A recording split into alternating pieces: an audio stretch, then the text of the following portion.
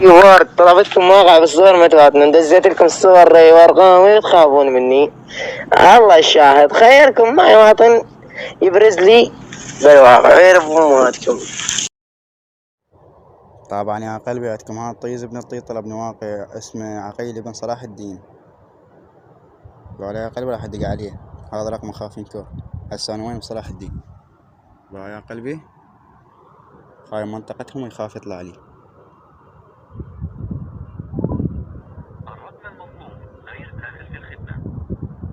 شفتوا يا قلبي خاف يطلع واقع.